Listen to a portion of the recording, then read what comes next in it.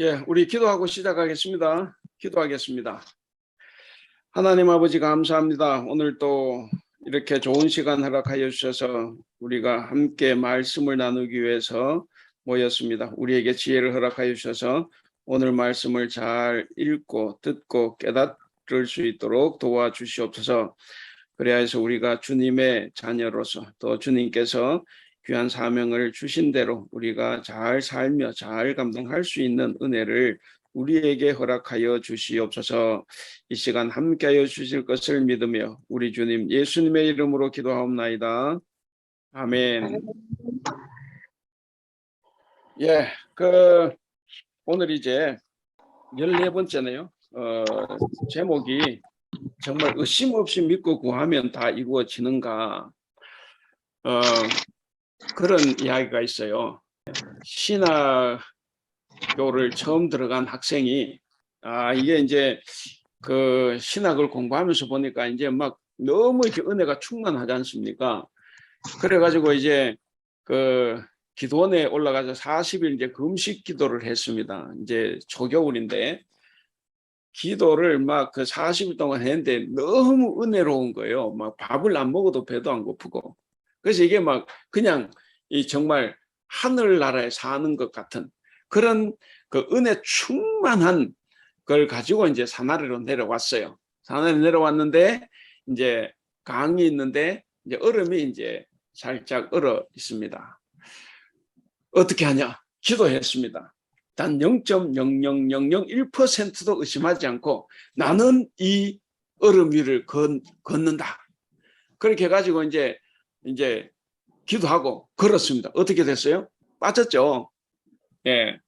뭐 걸어가면 좋은데 빠졌어요. 그러니까 이제 이 학생이 이게 충격인 거죠.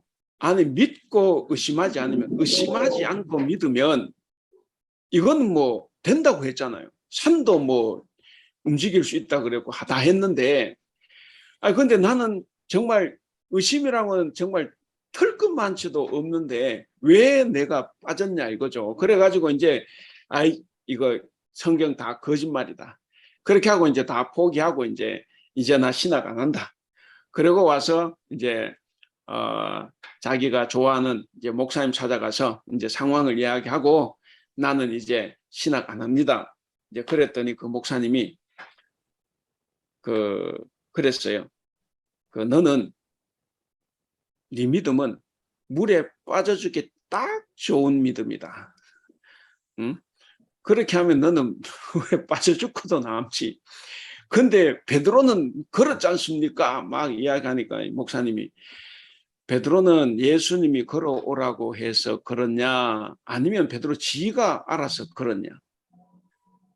그랬더니 걸어오라 그랬대. 걸어오라 그랬지. 그럼 너는 하나님 너 보고 걸어오라 그래서 아니면 네가 그냥 걸어갔어. 그랬더니 아니 믿어 의심치 않으면 그래 믿어 의심치 않아도 네가 걸어간 거잖아. 그러니까 너는 빠지는 거야. 응? 하나님이 걸어오라 하는 것하고 네가 그냥 하나님 시험하겠다고 탁 하면 그 빠져 죽지.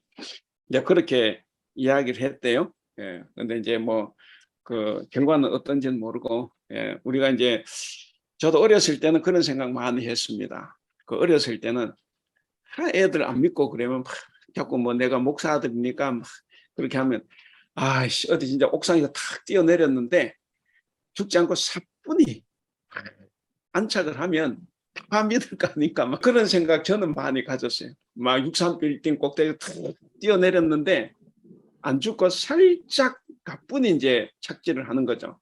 그러면 사람들이 이제 그렇다 하고 그럴 거 아니에요. 그래서 이제 그런 걸 생각을 했는데 그건 사실 알고 보니까 하나님을 시험하는 거죠, 우리가.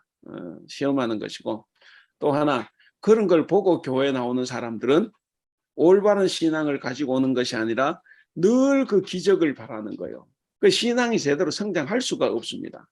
그래서 이제 자기가 원하는 것을 얻으려고 하는 마음이 더 강해지기 때문에 자 일단 문제를 하나 내겠습니다.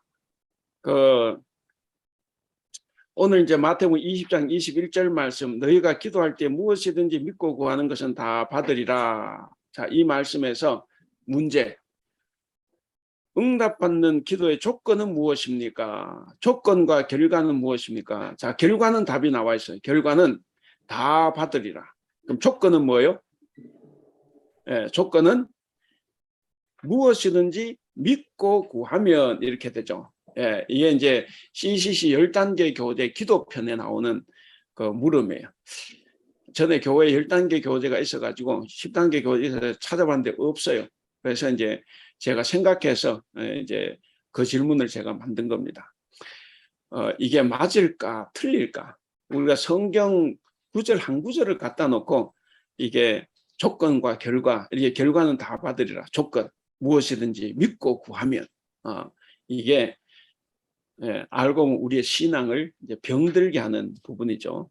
어쨌든 이제 그런 것이 있었다. 예, 그래서 제가 이제 어제 인터넷에 들어가서 이런 걸 다 찾아봤어요.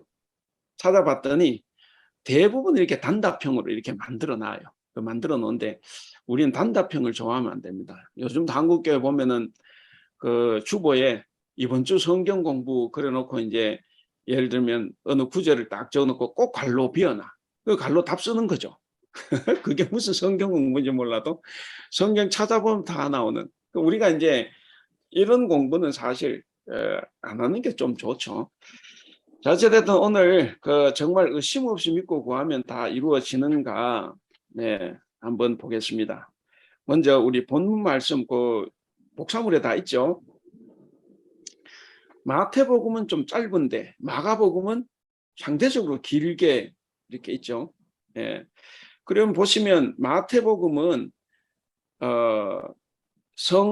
무화과 나무 저주 사건하고 그리고 제자들과의 대화가 한 내용으로 연결이 돼 있어요.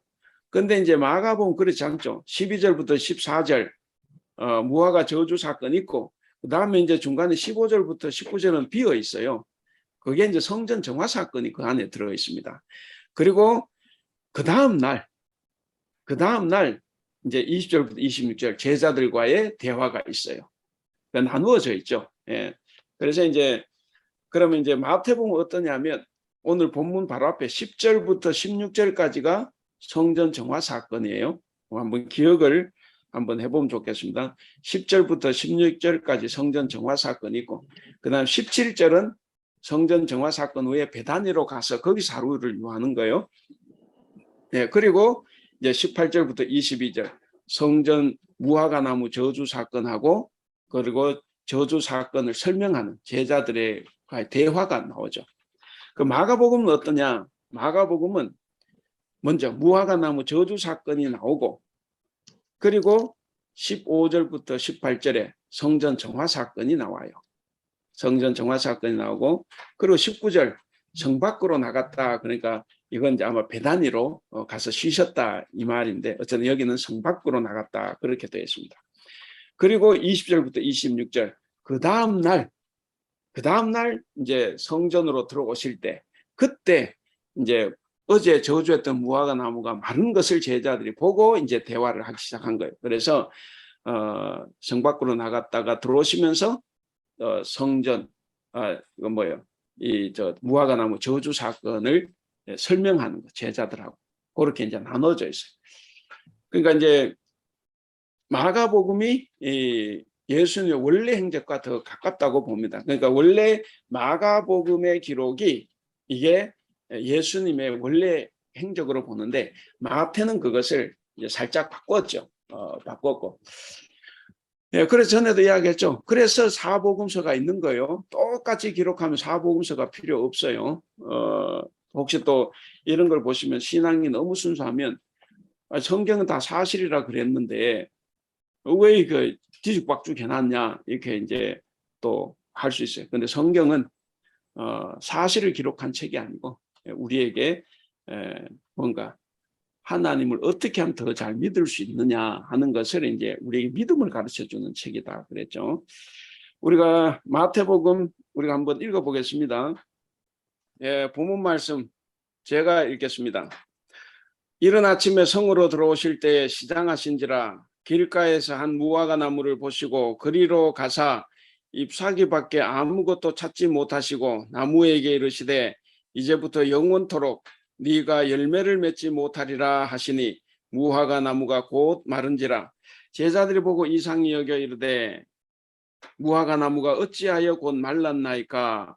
예수께서 대답하여 이르시되 내가 진실로 너희에게 이르노니 만일 너희가 믿음이 있고 의심하지 아니하면 이 무화과 나무에게 된 이런 일만 할 뿐 아니라 이 산더러 들려 바다에 던져지라 하여도 될 것이요 너희가 기도할 때에 무엇이든지 믿고 구하는 것은 다 받으리라 하시니라. 아멘. 뭐 이제 이쪽으로 가면 이제 그 본문 내용에 대해서 이렇게 설명을 좀 했습니다. 설명했는데 간단하게 설명을 하면 이제 이런 거죠. 이 무화과나무 저주를 하신 것은 그러니까 예수님의 굉장히 이상한 행동이에요. 예, 그 이상한 행동이고 마치 이렇게 배가 고파 가지고 뭔가 이렇게 정말 화가 나서 막 이게 막 저주하는 그런 아주 못된 사람으로 이렇게 보이잖아요. 아마 이것 읽고 좀 당황스러웠던 분들도 계시지 않았을까 생각을 해요. 여기 계신 분들 중에도. 예. 혹시 이상하게 왜 예수 이러실까 생각했던 사람이 좀 손을 들어 표해 주세요. 예. 예. 다 이상하지 않았나 보네요. 예. 어쨌건 이제 굉장히 이상한 예수님 행동이죠. 왜냐? 한 번도 예수님이 이런 모습을 보인 적이 없어요. 근데 왜 여기서 이런 행동을 하셨나? 여러분 마가복음을 한번 보세요. 마가복음을 보면 그 제자들의 말이 있죠. 그 제자들 아주 이상하게 생각했는데 13절 끝에 뭐라고 합니까? 마가복음 13절 끝에 이는 무화과의 때가 아님이니라. 예, 이때 무화과 열매 맺힐 철이 아니에요. 그러니까 제자들이 더 이상하죠. 아니, 왜 저러시나? 저 양반이 저러지는 않았는데 왜 꼭 배가 고파서 꼭 뭐 하는 것처럼 왜 저러나 이제 이런 이제 그 의문이 들죠. 그렇기 때문에 여기에서 이제 핵심 포인트는 예수님 이상한 일을 했다는 게 사실은 핵심 포인트입니다. 그리고 이제 이쪽에 그 본문의 내용에 보면 이제 나온 것처럼 다분히 이건 상징적이고 교훈적인 행동입니다. 그러지 않고는 이걸 이해를 할 수가 없죠. 그래서 그걸 한번 생각을 해주시고, 그리고 이제 또 본문을 보시면 그 예수님께서 이렇게 무화과 나무를 저주하셨는데 그 제자들이 이 질문이 제자들은 예수님의 상징적인 행동인데 그 상징적이라는 것을 느끼지를 못하고 무화과 나무가 마른 것에 너무 충격을 받아가지고 그냥 그거에 대해서 물어보는 거죠. 예, 거기에 대해서 왜 무화과 나무 말랐습니까? 이걸 묻는 거예요. 그게 아니라 예수님 이런 행동을 왜 하셨습니까? 차라리 이걸 물었어야 되죠. 이게 의미하는 게 뭡니까? 이걸 물어야 되는데 이제 무화과 나무가 말라버리고 죽었으니까 그 현상 자체가 놀라워서 이제 예수님께 묻다 보니까 예수님의 대화가 주제가 달라진 거예요. 그래서 이제 달라졌다. 어쨌든 자 본문의 내용 이쪽 한번 보겠습니다. 거기 보시면 그 두 번째 단락 마태의 교회관을 엿볼 수 있다. 마태가 자신의 교회에게 전하고 싶었던 메시지는 예수님은 새 이스라엘을 건설하시는 분이라는 것이다. 그래서 마태는 예수님께서 예루살렘에 입성하셔서 한 첫 사역이 성전을 깨끗하게 하신 일. 자, 거기에 새 이스라엘은 누구인가? 그것은 열매 맺는 하나님의 백성이다. 그랬습니다.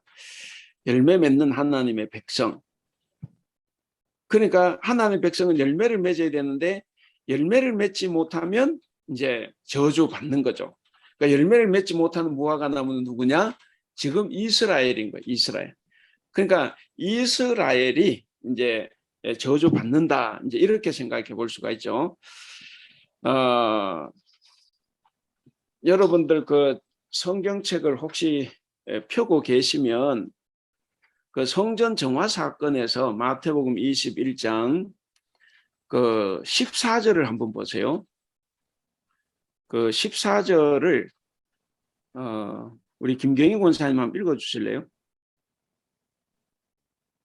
맹인과 저는 자들이 성전에서 예수께 나아오매 고쳐주시니. 예, 예. 맹인과 저는 자들, 그러니까 시각장애인, 지체장애인, 이제 고쳐주는 거죠. 여러분, 성전에는 이 장애인이 들어갈 수 있어요, 없어요? 없죠. 들어갈 수 없어요. 이건 못 들어갑니다.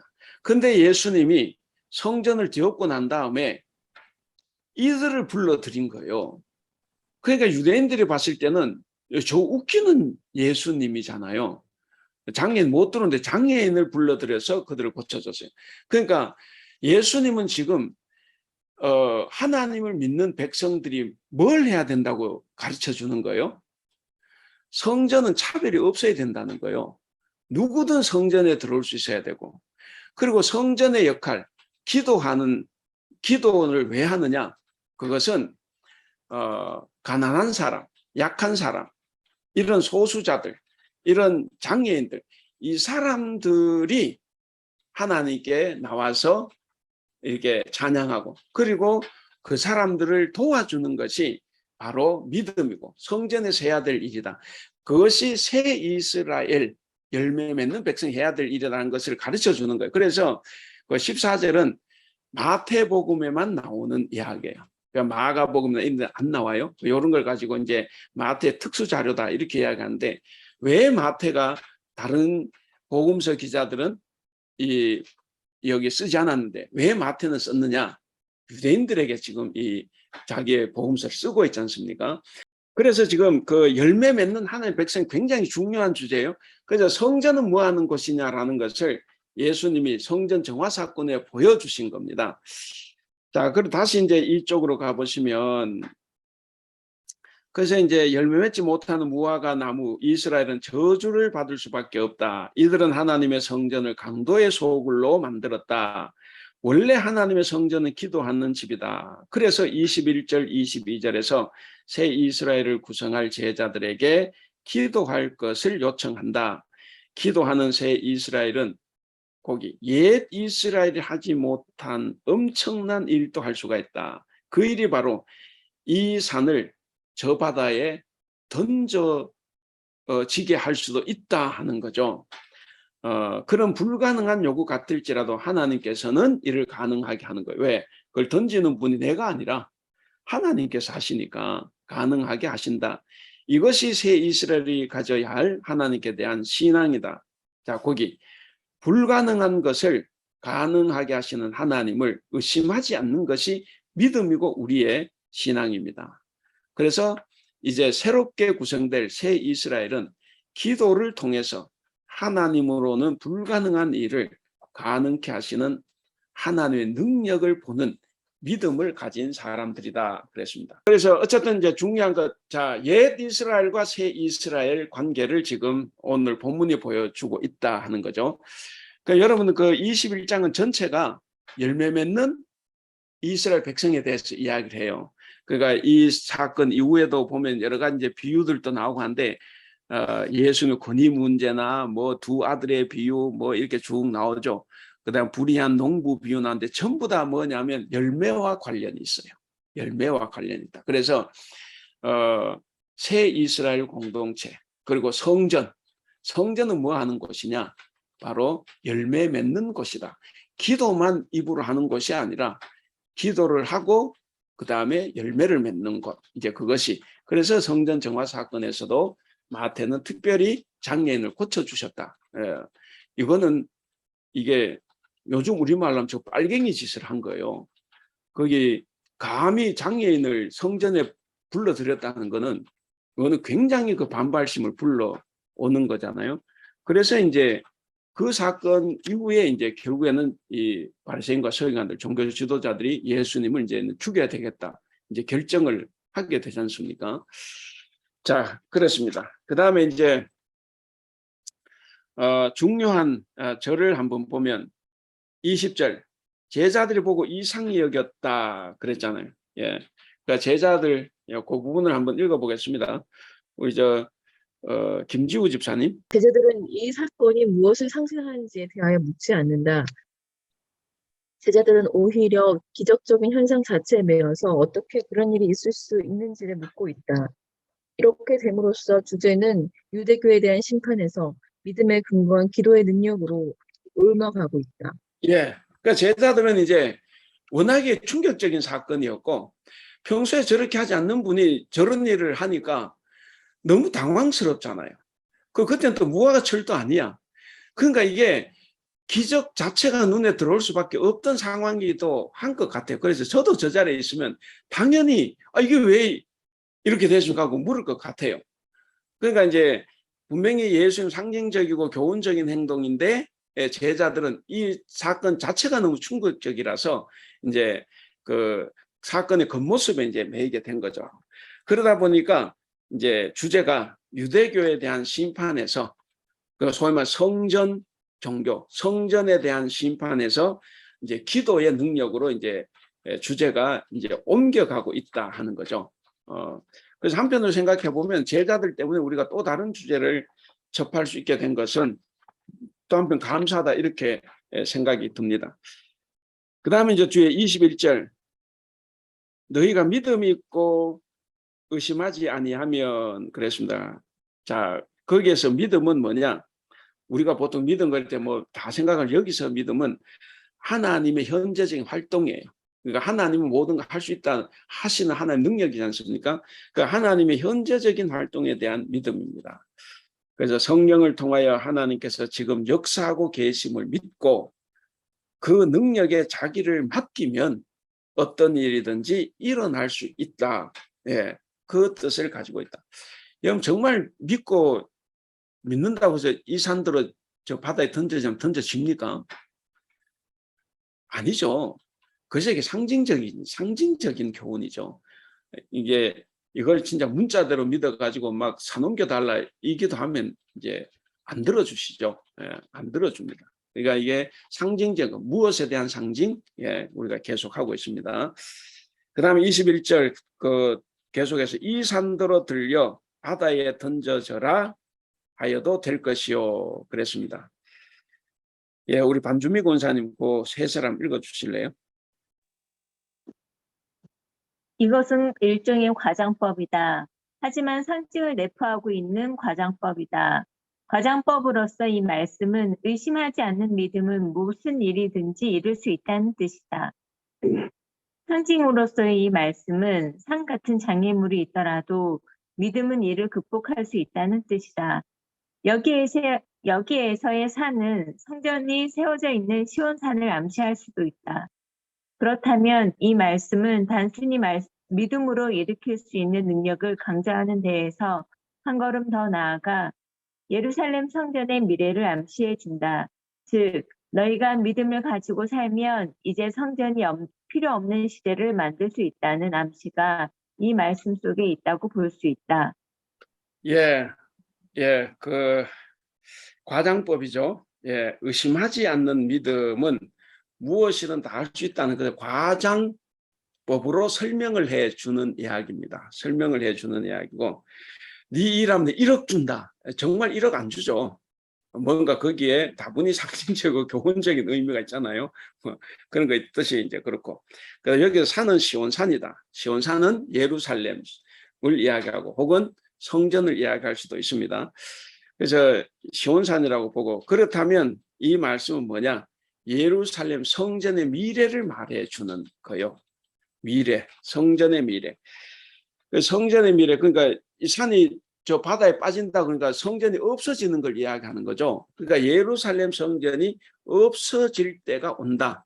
성전이 무너질 때가 온다 하는 거죠. 그래서 너희가 믿음을 가지고 살면 이제 성전이 필요 없는 시대. 예, 그게 이제 밑에 이제 설명이 되니까 바로 한번 가보겠습니다. 자, 22절 너희가 기도할 때 무엇이든지 믿고 구하는 것은 다 받으리라 그랬습니다. 요걸 한번 결국 이야기는 우리 한번 읽어보겠습니다. 우리 이수정 집사님, 예, 한번 읽어주실래요? 결국 이야기는 기도에 대한 권고의 말씀으로 마감된다. 받으리라는 수동태이다. 곧 신적 수동태이다. 주시는 분은 하나님이시다. 이 말씀은 앞의 주제와 연관시켜 보아야 한다. 유대인들은 성전에서 기도할 때 무엇이든지 얻을 수 있다고 믿었다. 그래서 내 집은 만민이 기도하는 집이라고 했다. 성전은 하나님을 만나 기도하여 응답을 얻는 곳이다. 하지만 이제는 믿고 구하기만 하면 된다. 그곳이 어디든지 하나님을 믿는 태도만 있으면 기도는 성립한다. 따라서 성전은 이제 필요가 없다. 하나님은 성전에서 만날 수 있는 분이 아니라 믿음으로 만날 수 있기 때문이다. 결국 제자들은 예수님의 상징 행동의 의미를 제대로 파악하지 못했지만 예수님께서는 끝까지 그 의미를 붙들고 계신 셈이다. 예. 자, 이 이야기가 이제 권고로 결국 그 제자들 때문에 이제 기도의 주제로 이제 넘어가서 결국 이제 권고의 말씀으로 이제 끝을 맺는데, 신적 수동태 그랬잖아요. 너희가 받으리라. 그러니까 시조 받는데 실제로 거기 뭐가 빠졌다? 주어가 빠졌어요. 주시는 분은 하나님인 거죠. 그래서 하나님 주신다 이 말을 이 성경 시대 유대인들은 하나님의 이름을 망령되이 일컬으면 안 되고, 그리고 하나님은 주실 수도 있고 안 주실 수도 있고 여러 가지 상황 때문에 이런 신적 수동태라고 하는 것을 사용을 해요. 그래서 누가 준다는 건 빠뜨리고, 예를 들어서 복 있는 사람은 천국이 저희 것이며, 천국 누가 줍니까? 하나님이 주는 거죠. 근데 그런 걸 다 빼요. 그걸 이제 신적 수동태라 이렇게 이야기를 합니다. 자, 어쨌든 신적 수동태로 되어 있는데, 자, 이 주제를 앞주제 연관시켜 보면 셋째 줄, 유대인들은 성전에서 기도하면 하나님이 다 들어주신다고 이제 믿고, 그래서 삶의 열매는 없이 그냥 기도하는 집. 그래서 내 집은 만민이 기도하는 집이다. 이제 그것만 붙들고 살아가는 거죠. 자, 그런데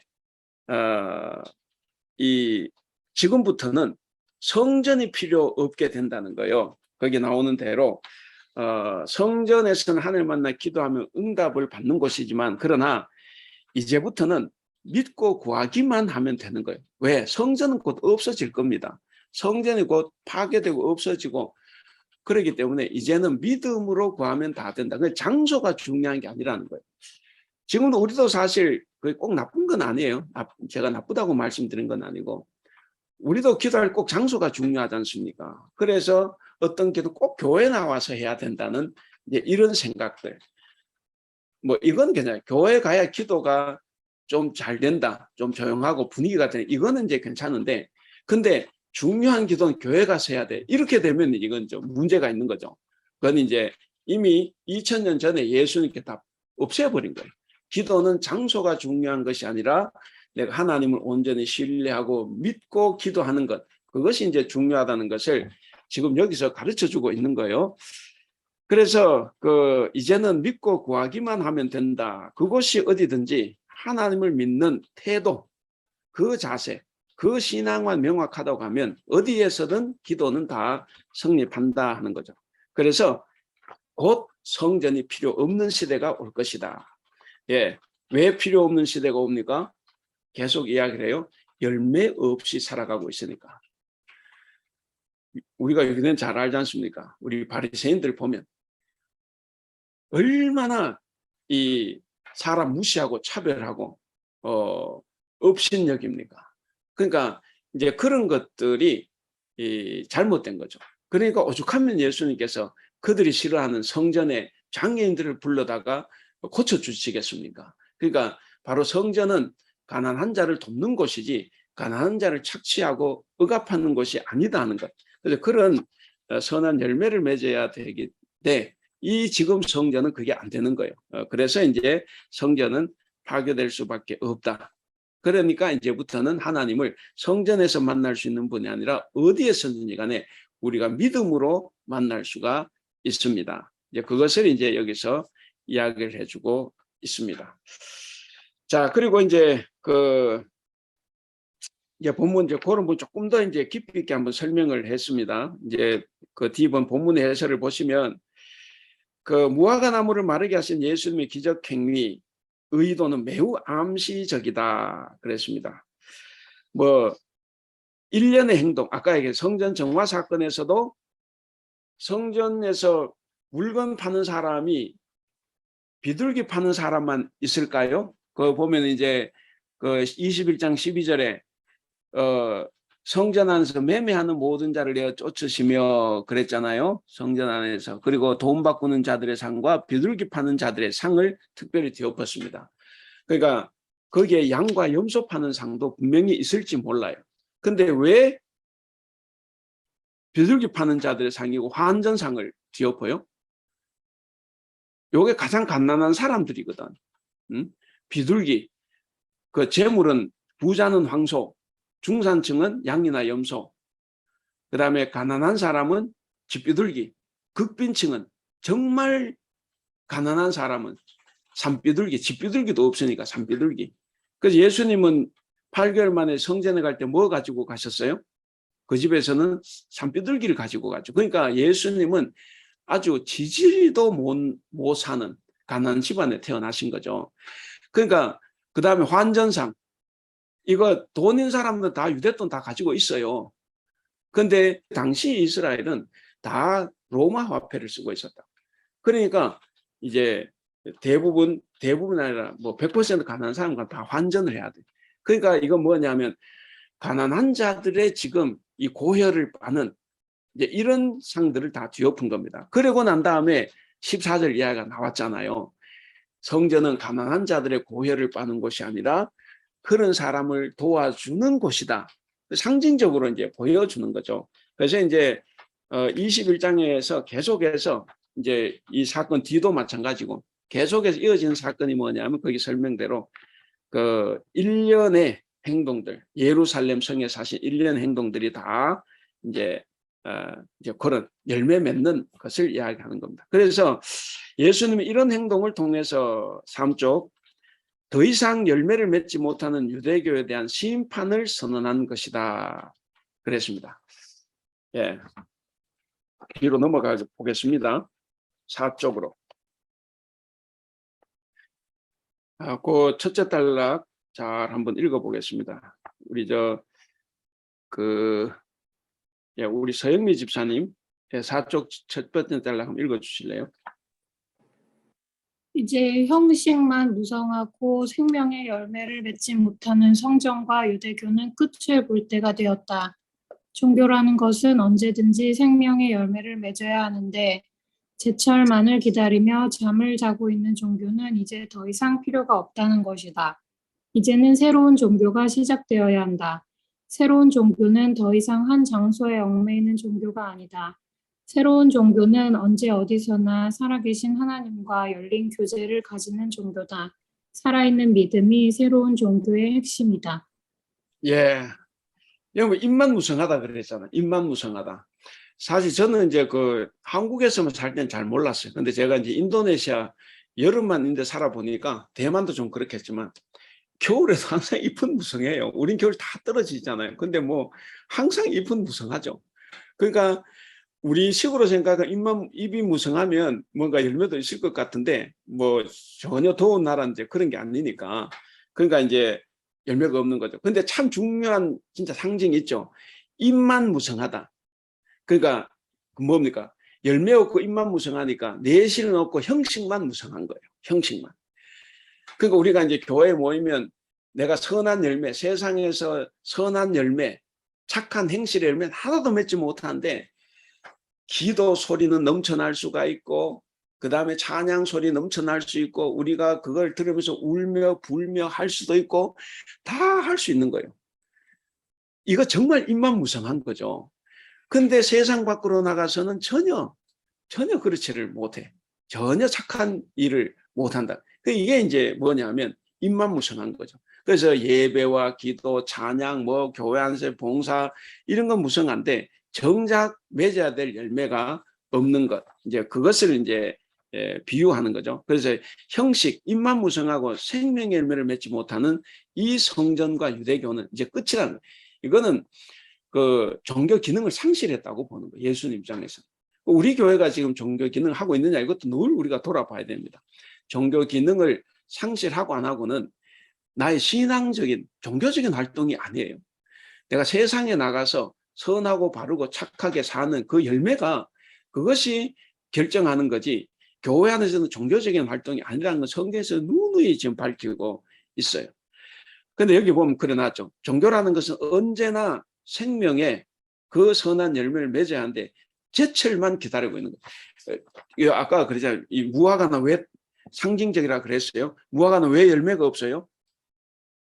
아직 제철이 아니라는 거죠. 아직은 무화과 나무 철이 아니다. 그러니까 사람들도 나는 내가 봉사할 때가 있어. 아니면 내가 선한 일을 할 때가 있어. 그러면서 제철을 기다리고 앉아있다 하는 거죠. 그런 거는 안 된다는 거예요. 그래서 제철만을 기다리고 잠자고 있는 종교는 더 이상 필요가 없다. 그래서 예수님은 전에도 말씀드렸는지 모르겠지만 예수님은 반성전 사상을 가지고 있어요. 성전에 대해서 절대적으로 반대하고 파괴를 말씀하는 분이죠. 이런 거는 이제 유대인들이 당시 들으면 예수님 살려둘 수 없죠. 여러분 지금 누가 우리 교회 와가지고 이 교회 파괴된다, 무너진다 하는 그렇게 말씀하셨다. 그러면 기분 좋겠어요. 당장 제가 제일 기분 나쁘죠. 이거 받아들이기 힘든 점이 많아요. 그러니까 이 종교 지도자들은 예수님이 눈에 까시죠. 어찌됐든 여기에 이제 그런 종교는 더 이상 필요가 없다. 이제는 새로운 종교가 시작이 돼야 된다. 사실 이건 예수님보다도 마태가 더 이게 중요한 거예요. 마태는 지금 유대교인들에게 하고 있는 이야기지 않습니까? 그러니까 이것을 예수님의 원래 의도, 늘 제가 그러잖아요. 성경을 볼 때 예수님의 원래 의도가 있고 그 다음에 각 저자의 의도가 또 있는 거예요.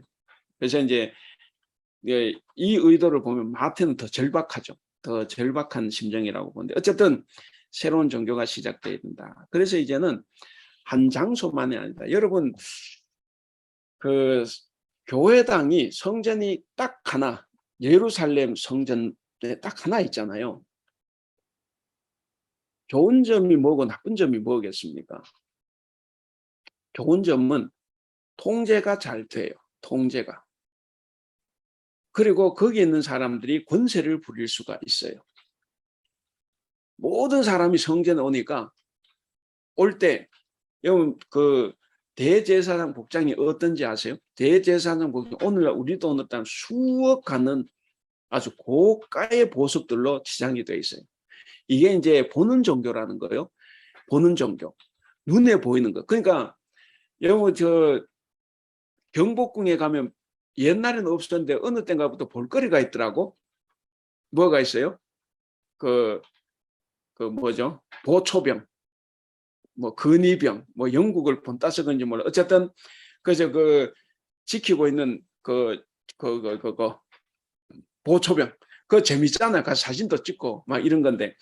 그러니까 그게 멋있어야 되죠. 그리고 이제 그 서로 이제 그걸 바꿀 때 교대식 할 때도 또 이제 엄청나게 해야 되냐. 그 뭐 사람들 봐야 되니까 그 보는 게 굉장히 중요한 거죠. 그러니까 이제 성전이 딱 한 군데밖에 없으니까 사람들이 올 때 대제사장 옷 한 번 보는 게 영광이죠.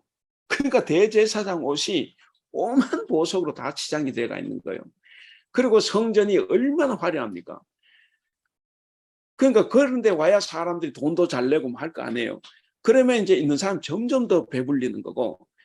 그래서 그 성전이 이 가난한 자의 피를 빠는 온상으로 바뀌어지는 거죠. 그러니까 이제 그런 것이 이제 옛날 성전이에요. 그래서 예수님은 성전이 무너져야만이 바른 신앙, 바른 믿음이 들어갈 수 있는 겁니다. 그래서 예수님은 철저하게 반성전 사상을 가지고 계셨던 분이고, 그래서 돌아가시기 직전에는 아예 성전을 상징적으로 뒤엎어버리고, 그리고 지금 이 무화과 나무 저주를 하시는 거예요. 자, 거기서 줄쳐놓은 부분 보시면 더 이상 한 장소에 얽매이는 종교가 아니다. 새로운 종교는 언제 어디서나 살아계신 하나님과 열린 교제. 그래서 오늘 우리 교회가 다 있는 거죠. 우리는 교회를 가지고 성전이라 하는데 그 말 굉장히 잘못된 거예요. 성전은 하나님께 필요 없다고 무너뜨린 건데 자꾸 우리는 입으로 자꾸 성전이라 그래.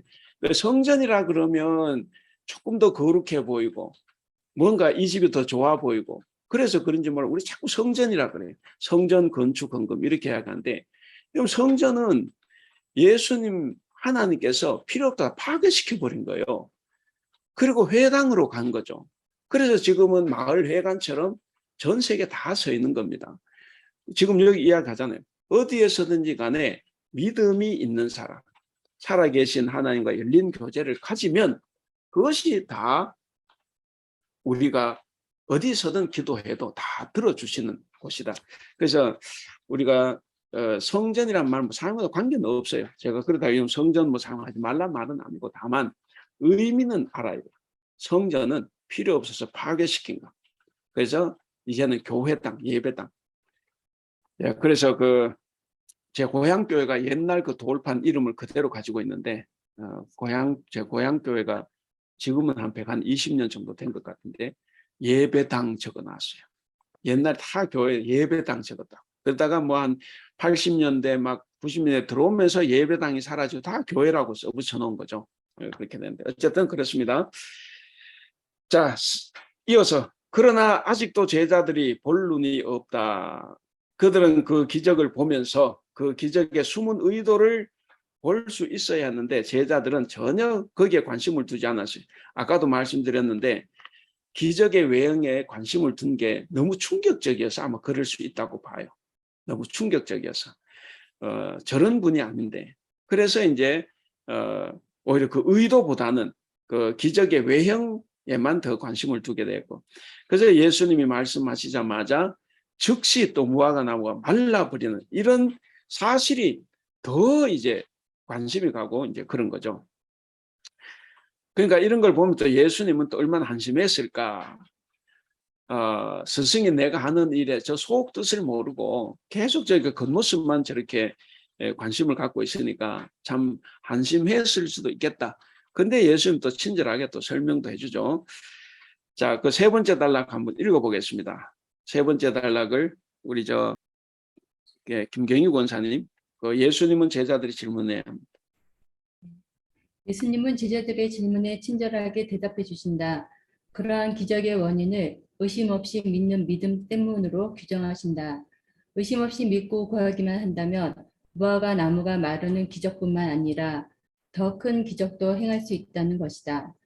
하지만 이 말씀을 하실 때 예수님은 여전히 성전을 생각하고 계셨다. 믿음을 가지면 산을 옮길 수 있다는 말의 속뜻은 믿음을 가지면 성전에 갈 필요가 없다는 뜻이었다. 믿고 기도만 하면 다 이룰 수 있다는 말의 속뜻은 성전에 가지 않아도 믿음만 있으면 된다는 뜻이었다.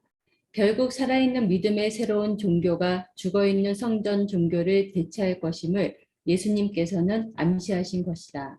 예, 그리고 믿음을 가지면 산을 옮길 수 있다.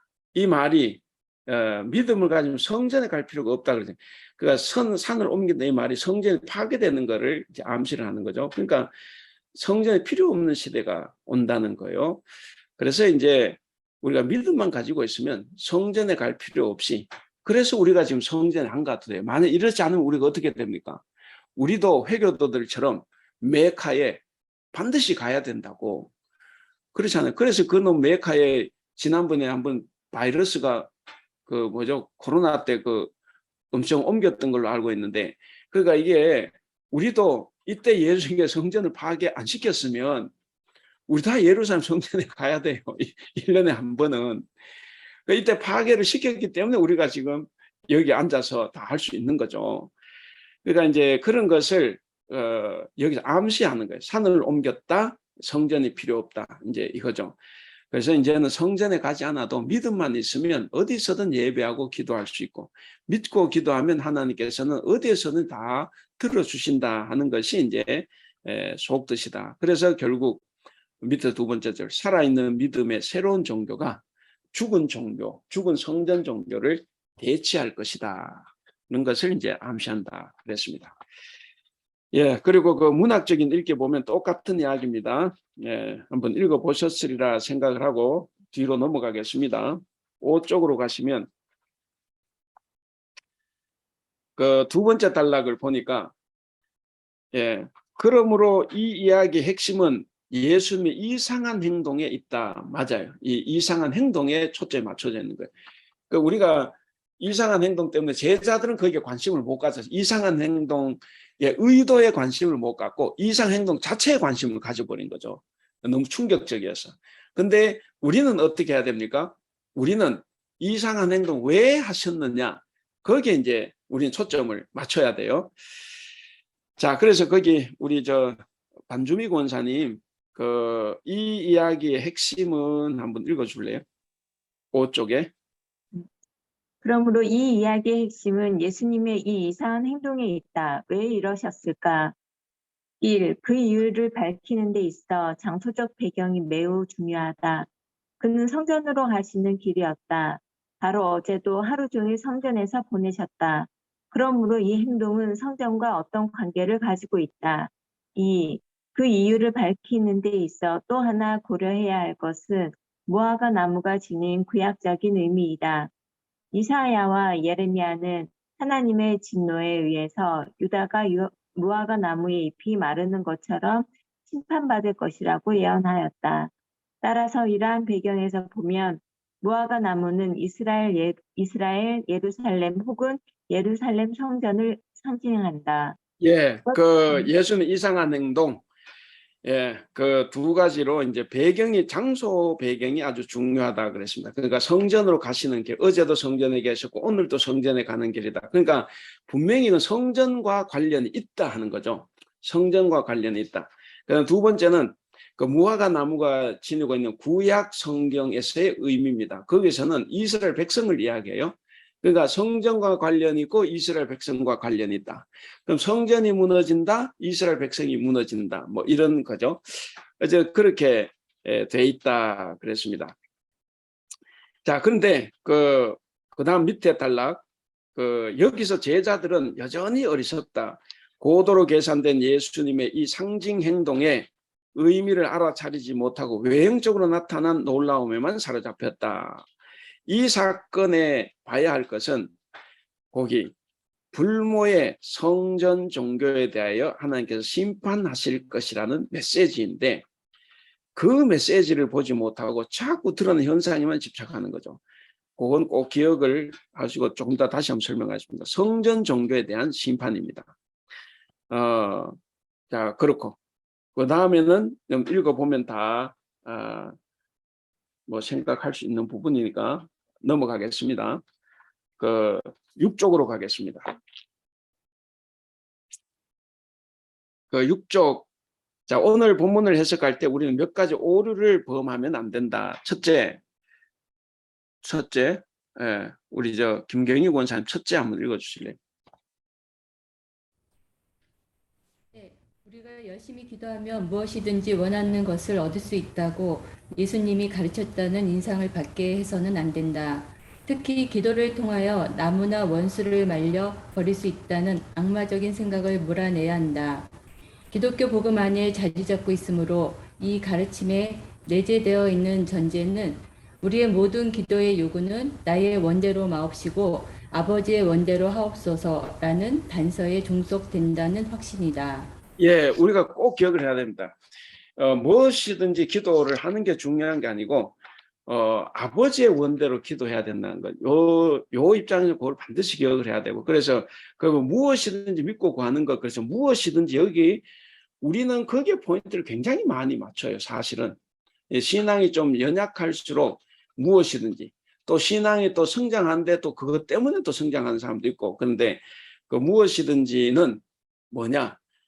내 뜻이 하나님 뜻에 맞을 때 하늘의 뜻을 이 땅에 이룰 수 있는 그런 것이 될 때 무엇이든지 구하는 거지 그냥 내 욕심을 채우는 건 절대로 아니다. 절대로 기도는 내 욕심을 채우는 게 아니다 하는 것을 꼭 기억을 하시고 그럼 뭐 내 자녀 잘 되게 해달라고 기도하면 안 되나? 그게 어떤 사람은 욕심으로 기도할 수도 있고 그렇잖아요. 근데 어떤 사람은 욕심으로 기도하지 않는 경우가 많죠. 내 자녀가 잘 돼서 하나님 뜻에 맞게 살아가고 그리고 사회에 정말 훌륭한 기여를 할 수 있도록 살아가기 위해서 이제 이런 사람으로 이런 자녀 키워달라. 이건 이제 굉장히 좋은 기도, 자녀를 위한 기도. 근데 우리가 이런 걸 할 때 너무 이제 과하게 이걸 적용하면 자녀를 위해서 기도해도 안 돼. 이렇게는 그거는 아니죠. 우리 가족, 우리 당연히 기도해야 되죠. 기도해야 되는데 기도하실 때라도 꼭 이제 해야 되는 것은 우리 자녀들이 정말 하나님 뜻 합당하게 살아갈 수 있도록 하기 위해서 맞는 배움을 다 배우고 할 수 있도록 기도해야 하는 게 좋죠. 어쨌든 그 나의 원대로 마옵시고 아버지의 원대로 하옵소서라는 단어에 종속된다는 이거를 꼭 기억을 해야 되고, 그 다음에 둘째 우리 김지우 지사님 둘째 한번 읽어주실래요? 둘째, 오직 완전한 믿음만이 하나님께 받아들여진다는 그릇된 인식에서 벗어나야 한다. 확실히 우리는 신앙적으로 성장하라는 격려를 받는다. 그러나 이런 성장은 한 번에 한 걸음씩 점차적으로 이루어지는 것이다. 예, 완전한 믿음만이 받아들인다. 그럼 난 아직 완전한 믿음이 안 돼. 왜냐면 믿음 성장하는 거니까. 예, 성장하고 있기 때문에. 그러니까 완전한 믿음이 아니라 예수 뭐라 그랬습니까? 겨자씨 한 알만한 믿음만 있어도 그랬다고. 그러니까 믿음은 성장하는 거기 때문에 우리는 완전한 믿음을 사실 소유할 수는 없죠. 그래서 우리가 정말 진실한 믿음, 우리 겨자씨 한 알만한 믿음만 있어도 충분하다 하는 거죠. 그래서 이것 할 때도 완전한 믿음만이 받아들여진다 이런 생각도 우리가 안 하는 게 좋겠다 하는 것이고, 그 다음에 셋째, 예, 우리 서영미 집사님 셋째 한번 읽어주실래요?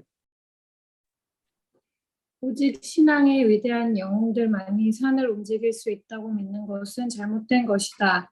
어쩔 수 없는 상황 때문에 무릎을 꿇은 많은 평범한 기독교인들이 그들이 결코 할 수 없다고 여겼던 것들을 기도하여 얻을 수 있음을 발견한 바 있다. 예, 그러니까 위대한 영웅들만 한 것이 아니라 거기 나오는 것처럼 어쩔 수 없는 상황, 정말 다가온 상황, 정말 내가 하나님의 어떤 도우심을 구할 수밖에 없는 그런 상황에서는 내가 뭐 영웅이 아니어도 기도하면 하나님께서 들어주시는 이런 경험 우리가 충분히 하지 않습니까? 그래서 신앙의 위대한 영웅들만이 산을 움직일 수 있는 믿음을 갖는 것이 아니라 우리들도 다 가질 수 있다 하는 거죠. 이제 그것을 우리가 또 한번 생각을 하자 그런 겁니다. 그래서 어쩔 수 없는 상황 때문이지만 우리가 기도할 때 하나님께서는 그런 역사를 해주신다 하는 것도 우리가 또 기억을 해야 되겠습니다. 그 다음에 마지막으로 다시금 되새겨야 할 것은 믿음 그 자체가 목적이 되어서는 안 된다. 믿음은 뽐낼 어떤 예술적인 기구가 아니다 그랬습니다. 그래서 우리가 여기 이제 보는 대로 우리가 이걸 해석할 때 뭐 여러 가지 오류를 우리가 범할 수 있는데 그런 오류를 좀 범하지 않았으면 좋겠다 하는 것을 여기서 이야기를 했습니다. 그 네모안은 한번 읽어보시고, 그 다음에 이제 마지막에 이제 그거죠. 성전 종교인 유대교를 폐하시는 이유. 자, 그럼 이제 우리가 이제 생각을 해야 돼. 오늘 이거 그 제목이 뭐였냐면 의심 없이 믿고 구하면 다 이루어지는가 그랬어요. 의심 없이 믿고 구하면 일단 무엇이든지는 아니라는 게 이제 이야기를 했고, 그 다음에 여기서 원래 말하는 것은 성전 종교를 이제 소위 말 성전을 이제 파괴 없애고 어디에서든 기도하면 다 이루어진다 하는 그 의미로 이제 이 말씀을 했고, 그 다음에 이제 두 번째가 중요합니다. 성전 종교는 유대교를 폐하시는 이유가 중요한 거예요. 그거를 한번 읽어보겠습니다. 우리 김경희 권사님 마지막 한번 읽어주실래요? 성전 종교는 유대교는 입만 무성한 종교이다.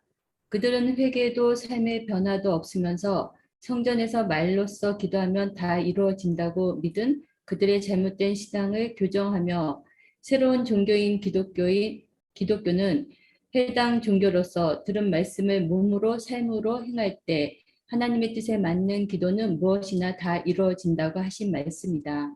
예, 성전 종교인 유대교는 입만 무성한 종교다.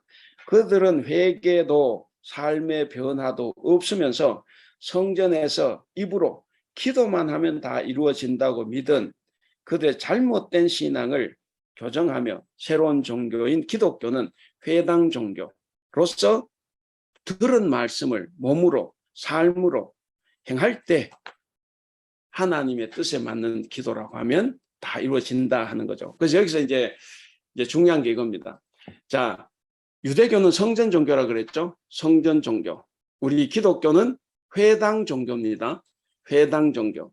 자, 성전 종교는 제사 중심의 종교요. 제사 종교. 성전에서 항상 제사만 지내잖아. 이 제물을 잡는 것. 왜 재물을 잡아요? 내가 죄를 지으면 회개하는 것이 재물을 잡아서 그 죄를 재물에게 뒤집어 씌우면 내가 이제 죄 사함을 받는 거예요. 그래서 제사 종교고, 그러면은 기독교는 회당 종교인데 이 회당 종교는 말씀의 종교입니다. 그 회당에서는 제사하지 않아요. 재물을 잡는 게 아니고 거기서는 말씀을 읽고 듣고 배우는 곳이에요. 그래서 예수님은 회당에 가서 막 바리새인들과 막 대화하고 그랬지 않습니까? 그래서 말씀 종교예요. 그러니까 자, 그러면은 유대 종교는 성전 종교, 이것은 제사 종교. 이 제사 종교는 사람을 근본적으로 변화시킬 수가 없어요. 왜? 죄를 다 동물에게만 뒤집어 씌우면 나는 깨끗하다 생각을 하기 때문에 변화가 안 돼요. 그래서 이것이 이제 파괴가 되는 거죠. 그래서 예수님은 새로운 종교를 이제 시작하신다 그런데 그 새로운 종교는 회당 종교. 이 회당 종교는 그 안에서 말씀 보는 말씀 종교. 다시 말하면 책 종교라는 책 종교. 그리고 우리는 경전을 가지고 있죠. 책 종교. 저 사람들은 재물만 가지고 있으면 돼. 희생 재물, 동물만 가지고 있어야 되지만 우리는 책 종교. 이게 말씀 종교. 그리고 말씀 종교는 말씀을 듣고 배웠으니까 밖에 나가서 삶이 제대로 돼야 돼. 윤리적인 삶을 살아야 된다는 거죠. 그래서 예수님이 계속 그걸 보여주신 거예요. 그래서 우리가 유대 종교처럼 제사만 지내고 지는 하나도 변화가 안 되고 계속해서 가난한 자를 억압하고 착취하고 이렇게 해서는 어떤 기도도 거기서 해도 이루어지지 않아요. 그러니까 성전이라는 것은 그 한계를 가지고 있어요. 그래서 이제는 말씀 종교로 넘어가서 여기에서 말씀을 듣고 회개하고 그리고 이제 변화된 삶을 살 때 그때 우리가 무엇이든지 장소에 관계없이 어디에서든지 구하면 다 들어주신다 하는 거죠. 그래서 결국에 너희가 기도할 때 무엇을 믿고 구하는 다 받으리라고 할 때 다 받을 결과는 이거예요. 결과는 다 받으리라만 있는 게 아니라 무엇이든지 믿고 구하는 것은 다 받을 이게 결과예요. 그럼 조건은 뭡니까? 앞에서 계속 나왔고 이 본문 뒤에도 나와요. 우리가 삶에서 착한 행실, 선한 열매, 그 열매를 맺을 때 그때 결과가 나요. 우리가 무엇이든지 믿고 구하면 다 받는다는 거죠. 그런 하나님 뜻을 실천하는 게 있어야 되지 그것 없이 그냥 이 21절만 가지고는 해결이 안 되는 부분입니다. 그래서 이제 줄기차게 예수님께 다시 말씀 21장 전체를 한번 읽어보면 전부 다 이 열매와 관련이 있어요. 그 열매. 그래서 곧 열매와 관련이 있다는 것은 열매 맺지 못하는 입만무성한 유대교는 이제 파괴가 된다. 이제 새로운 종교가 이제 출발한다. 그 우리는 새로운 종교를 지금 다니고 있지 않습니까? 그렇기 때문에 우리는 말씀을 중요하게 생각해야 되고 어디에서 기도하든 장소는 관계가 없습니다. 어디에서 기도하든 내가 삶의 열매를 맺을 때 그때 하나님께서는 우리가 어떤 기도를 하든지 간에 기도를 다 들어주신다. 아까 오류를 범하지 말자 그랬는데 그 기도가 무슨 신앙의 영웅들만 기도하면 이루어지고 무슨 교회 목사만 혹은 수만 명 교회 목사만 기도하면 이루어지고 그거 아니라는 거예요. 그런 우리가 착각도 하면 안 되고 누구든지 간에 기도를 하면 다 이루어진다는 거죠. 그런 의미를 오늘 이 본문이 이야기를 해주고 있습니다. 예, 일단 마치겠습니다. 혹시 여러분들 하실 말씀 있어요?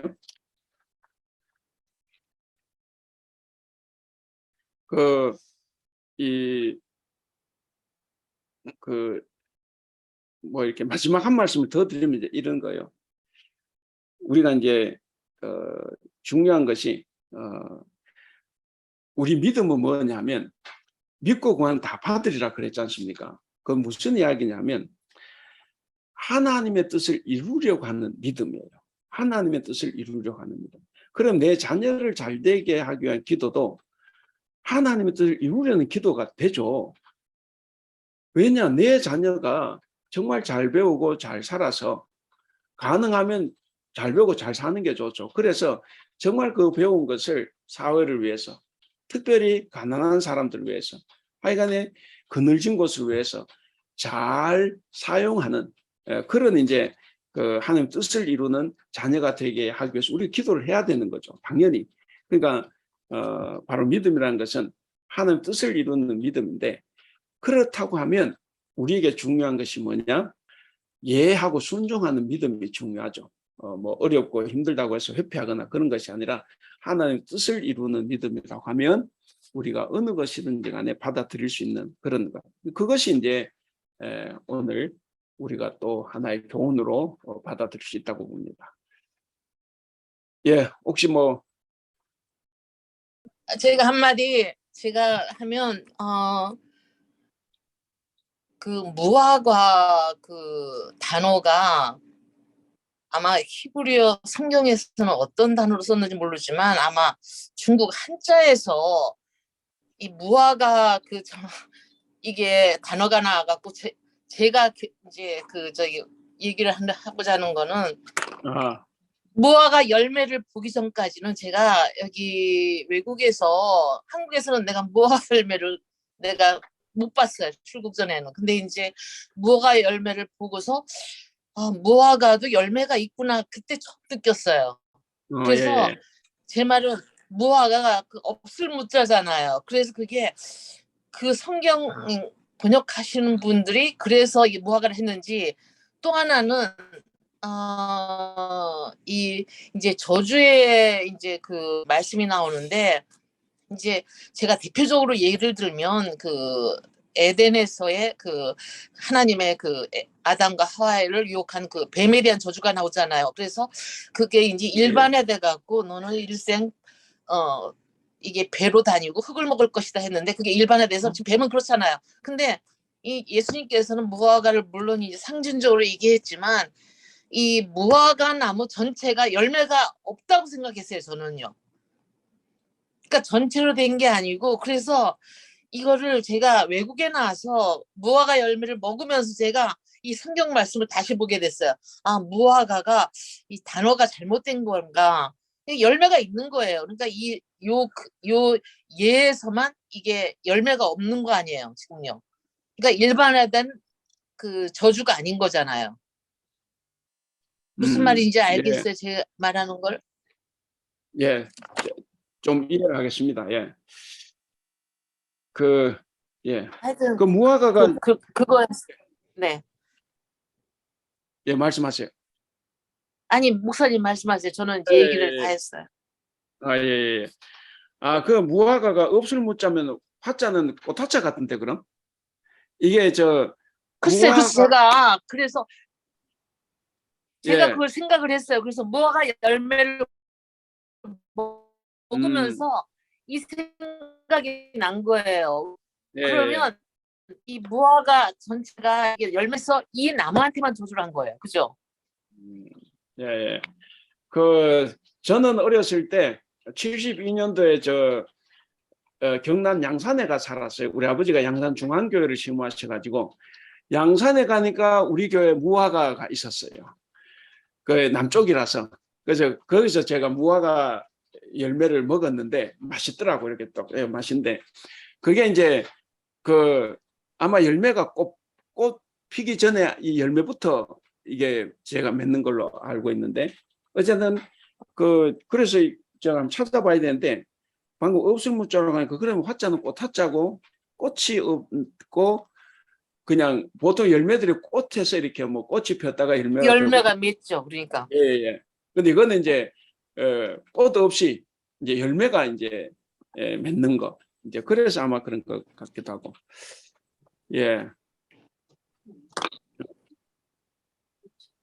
그죠. 꽃이 없는. 그래서 제가 그냥 생각을 했어요. 그래서 하나의 한자가 그렇게 번역이 돼서 우리가 무화과 한 거 아닌가 그런 생각이 들어요. 네. 예. 꽃이 없는 열매라고 해서 그 무화과 같아요. 예. 맞아. 한자 방금 없을무 그러니까 저는 한 번도 생각 안 해봤는데, 혹은 없을무 하니까 이게 제가 양산에서 봤을 때 이 신기했거든요. 꽃이 없이 그냥 이렇게 열매가 이렇게 나와서 그럼 이게 꽃화자고 그럼 꽃이 없는 나무구나. 이제. 예. 목사님, 제 소리 들려요? 예, 저는 들립니다. 잘 들립니다. 그 강권사님. 마태복음에서 예, 마태복음 21장 14절의 말씀, 예. 내가 전한 자들이 성전에서 예수께 나오며 고쳐주시니, 이 말씀 많은 은혜가 됩니다. 예. 옛날 같으면은 저와 같은 사람은 교회도 못 가잖아요. 그래서 예. 예수님의 새 성전, 예. 새로 계약하여 주신 것을 참 고맙게 생각하고요. 감사히 예. 생각합니다. 예. 예. 예.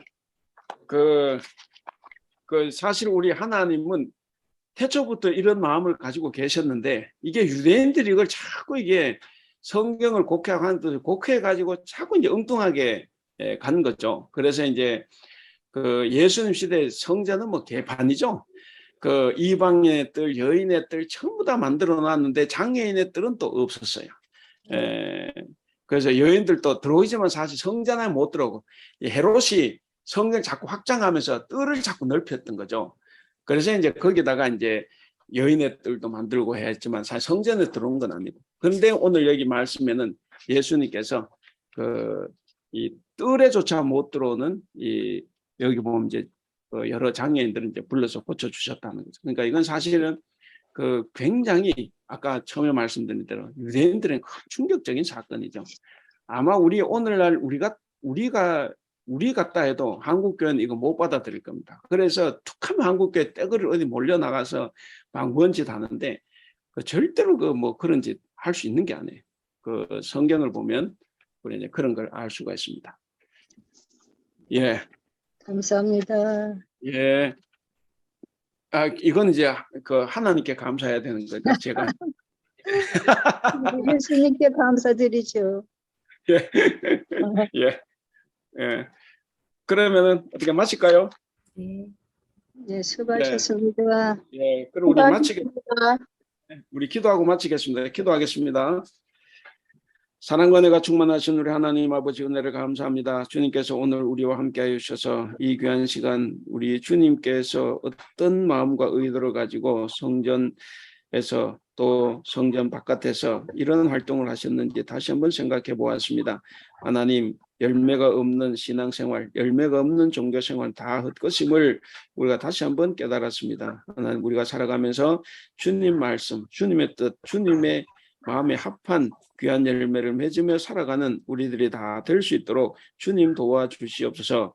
그리할 때 우리가 무엇이든지 믿고 구하는 것은 다 주신다고 하셨사오니 하나님 아버지, 우리가 정말 기도함으로써 하나님의 능력을 덧입을 수 있도록 도와주시옵소서. 감사하며 우리 주님 예수님의 이름으로 기도하옵나이다. 아멘. 아멘.